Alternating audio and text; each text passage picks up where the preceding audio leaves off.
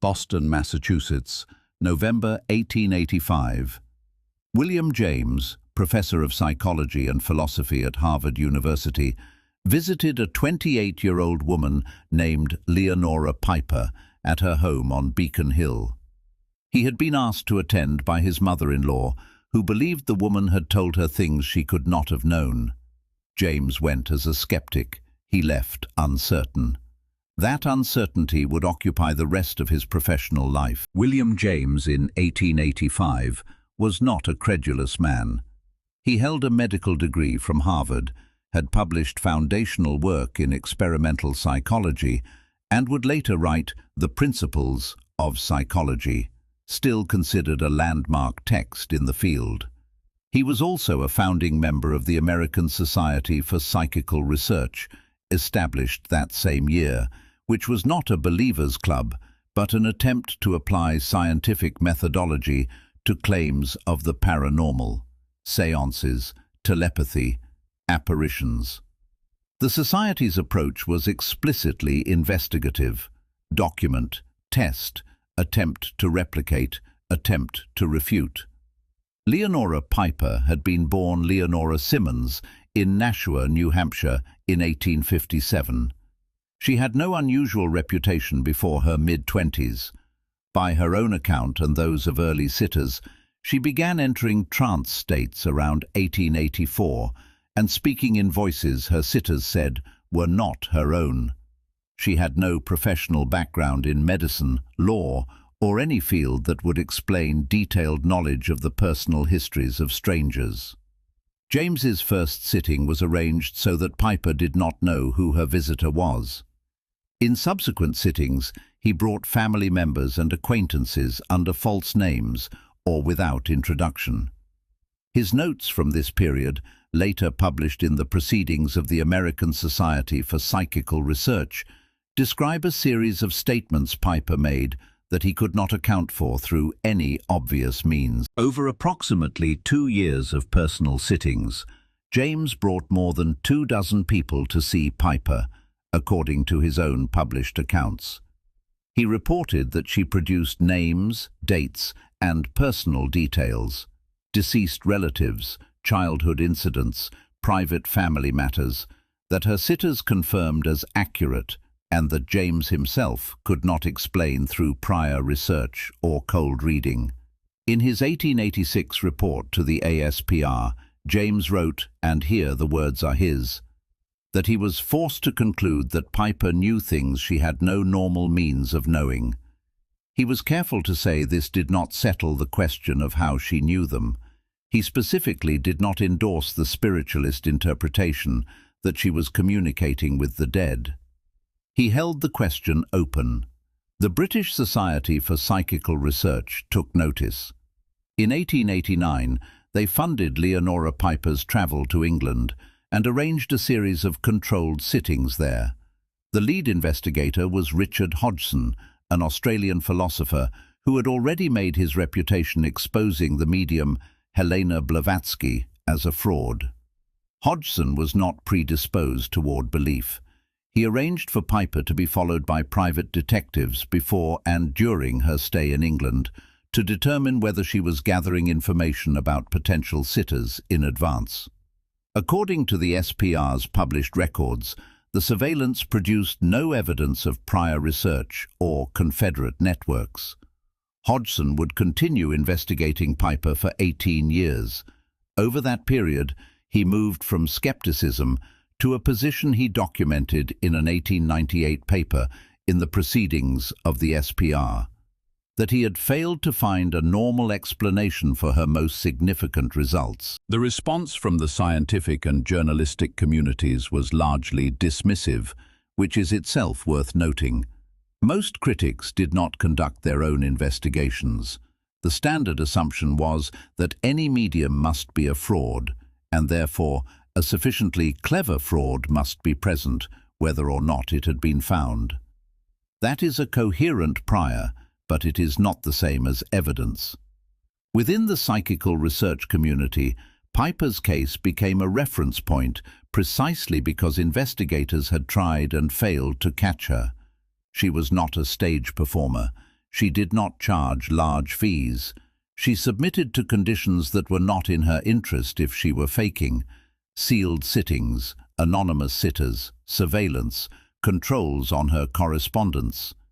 The fact that she cooperated with these conditions is not proof of authenticity, but it is relevant to assessing the fraud hypothesis. James, for his part, was careful in his public statements. He did not claim Piper was genuine. He claimed she was the best case he had found for a phenomenon that deserved serious investigation. That distinction mattered to him professionally. He used the phrase, in his writings from this period, that Piper was his one white crow, meaning that if you want to establish that not all crows are black, you only need to find one. He was not asserting the bird's color. He was asserting that the investigation remained open. What the documentary record actually contains is this. James published formal reports in the ASPR proceedings in 1886 and subsequent years, detailing specific cases where Piper's statements were verified by sitters. Hodgson published his own extensive analysis in the SPR proceedings in 1898 after a decade of investigation.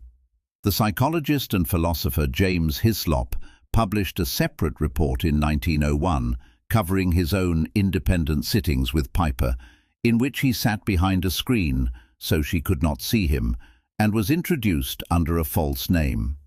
Hislop reported that she produced accurate information about deceased family members under those conditions, and his account was published in the SPR proceedings. Oliver Lodge, the British physicist, also conducted sittings and reported anomalous results, though Lodge's later career and stated beliefs mean his testimony carries less weight in isolation than the others.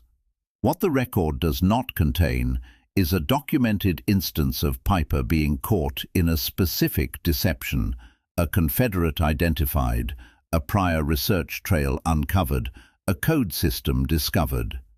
That absence is not proof that no deception occurred, but after 18 years and multiple independent research programs, the absence of detected fraud is at least a fact about the investigation itself. The skeptical case is straightforward and should be taken seriously.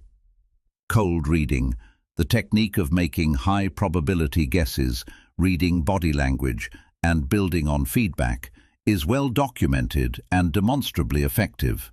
A skilled practitioner can produce results that feel specific and inexplicable to a sitter who is motivated to find meaning. In Piper's case, investigators believed they controlled for feedback, but sitters were present in the room. That is not a clean control. Hot reading, gathering information about sitters in advance through social networks, correspondence, or paid research, is harder to rule out entirely. The surveillance Hodgson arranged covered her activities in England during one specific period. It did not cover her entire career. The investigators themselves are a legitimate object of scrutiny. William James wanted psychical phenomena to be real. He had theoretical reasons, grounded in his philosophy of pragmatism, to want consciousness to extend beyond the body. That is a motivated prior. Richard Hodgson spent 18 years on one subject, which creates its own investment. James Hislop became a committed believer in survival after death. These are not disqualifying facts, but they are relevant to how we weight their conclusions. The broader criticism advanced by historians of science, including Frank Turner in his work on Victorian scientific naturalism, is that the SPR and ASPR operated within a cultural context that made survival after death a desirable conclusion. The protocols they used were more rigorous than séance room folklore, but they were not equivalent to controlled laboratory conditions. None of this explains what Piper's sitters experienced. It provides a framework for skepticism. The two things are not the same. Leonora Piper continued to sit for investigators until around 1911. She gave her final documented research sittings in that period, and retired from mediumship. She died in 1950 at the age of 93. She never produced a confession, and no former Confederate ever came forward. Both of those facts can be interpreted in multiple directions. William James died in 1910. He never reached a firm conclusion about Piper, at least not one he was willing to publish as a conclusion. His final position, as stated in various letters and essays compiled after his death, was that the evidence was genuine enough to require explanation, and that science had not yet provided one. Richard Hodgson died suddenly in 1905, at 50, while playing handball. After his death, Piper reportedly began producing communications, purportedly from Hodgson himself. Those sessions were documented and published by the SPR, but are generally considered less evidentially rigorous than the earlier controlled work, partly because the investigators involved had personal connections to Hodgson, which introduces the kind of motivated perception that Hodgson himself had spent his career trying to eliminate. The case remains open in the literature of anomalous psychology. It is cited in contemporary parapsychology research as one of the best controlled historical studies, and cited in skeptical literature as an example of how intelligent people can be systematically deceived. What this case offers is not proof of anything supernatural. It offers something more uncomfortable. 18 years of methodical investigation by people trained to find deception who did not find it. William James was not naive. He understood cold reading. He understood motivated perception, including his own. He structured the early sittings specifically to eliminate the most obvious explanations. He remained uncertain because the evidence, as he encountered it, did not resolve cleanly in either direction. The question that the Piper case leaves open is not whether she was genuine. That question may not be answerable now. The question is what we do with an investigation that was conducted carefully, published in full, subjected to extensive criticism, and still has not been explained away. Dismissal is a position, so is credulity. James chose neither, and it cost him professionally for the rest of his life. What would it take, in your view, for an investigation like this one to count as evidence of anything in either direction?